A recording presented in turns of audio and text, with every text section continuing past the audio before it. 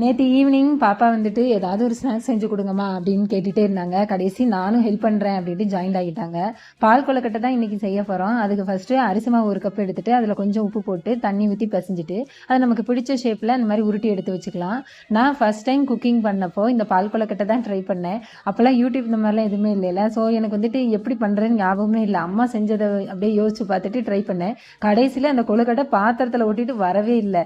ஏன் இப்படி ஆச்சு அப்படின்னு பார்த்தா, நான் என்ன பண்ணிட்டேன், எல்லாத்தையும் ஒன்றா போட்டு மூடி போட்டு வேக வச்சுட்டேன். கடைசி அதை வந்துட்டு யாருமே சாப்பிடவே முடியல. அதுதான் எப்பவுமே ஞாபகம் வரும். பட் இப்போல்லாம் ஓரளவுக்கு ஓகேவா செய்கிறேன் அப்படின்னு நினைக்கிறேன். வீட்டில் எல்லாம் நல்லா இருக்கு அப்படின்னு தான் சொல்கிறாங்க. கொழுக்கட்டை பண்ணுறதுக்கு ஃபஸ்ட்டு தண்ணியை சூடு பண்ணி அதில் அரிசி மாவு கரைச்சி தண்ணி ஊற்றிட்டு நம்ம உருட்டி வச்சிருக்க அந்த கொழுக்கட்டையும் சேர்த்து வேக வச்சுக்கலாம். இடையில கிளறி விட்டுட்டு இனிப்புக்கு நான் இன்னைக்கு வந்து நாட்டு சக்கரை சேர்த்துட்டேன்.